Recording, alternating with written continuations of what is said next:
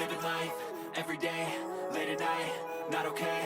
All I want, and I pray, all I need are some better.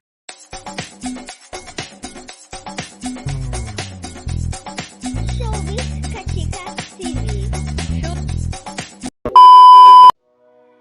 Hello mga kachika! Napakarami ngang mga netizens ang talaga namang natutuwa nga kay Heart Evangelista dahil nga sa kanyang kaliwat ka ng pagtulong sa ating mga kababayang Pilipino na nasalanta ng bagyong si Karina. After nga humupa ang baha at tumigil ang ulan, ay agad ngang kumilos si Heart Evangelista para nga mangalap ng tulong at mabigyan ng relief goods at ayuda ang ilan sa ating mga kababayang Pilipino na nasalanta ng bagyo. At marami rin sa mga netizens ang natuwa dahil hindi nga lang sa ating mga kababayang Pilipino siya nagkaroon ng tulong, kundi pati na rin sa mga aso at pusa na naapektuhan rin nga ng bagyong Karina. Dumalaw nga siya sa The Philippine Animal Welfare Society para rin nga magbigay ng ayuda sa mga nasalanta.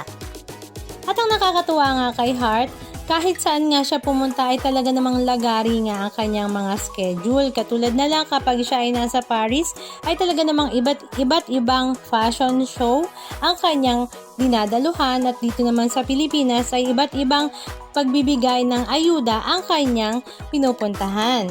At kahit gaano pa nga kabisi ang kanyang schedule ay talaga namang naisingit pa rin nga niyang ma-celebrate ang birthday ng kanyang daddy na si Reynaldo Ong Pauco kasama nga ang kanyang mga kapatid.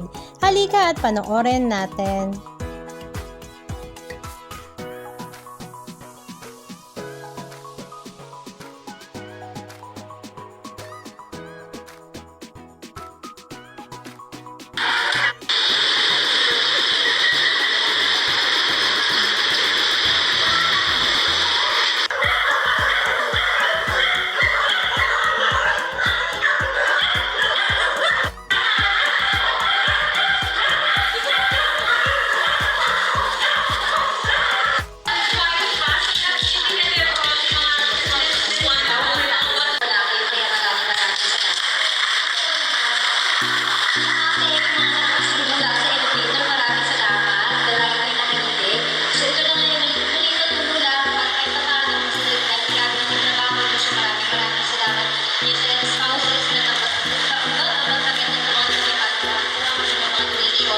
So, hindi po ito galing sa akin. Ano yung mga instrumento na naman tayo lahat para makatulong tayo ng makabili ng biyaya galing kay Lord. So, sana po makatulong po sa inyo. So, magbigyan po tayo.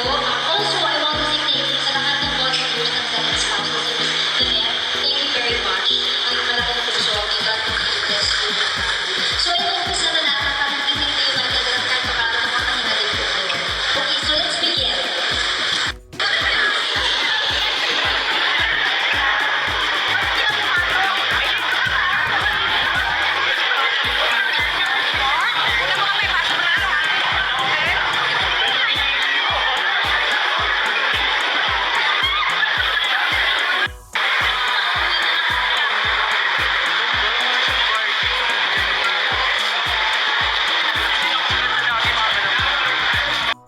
Anong masasabi niyo mga kachika? Just comment down below. And please don't forget to subscribe. Thank you!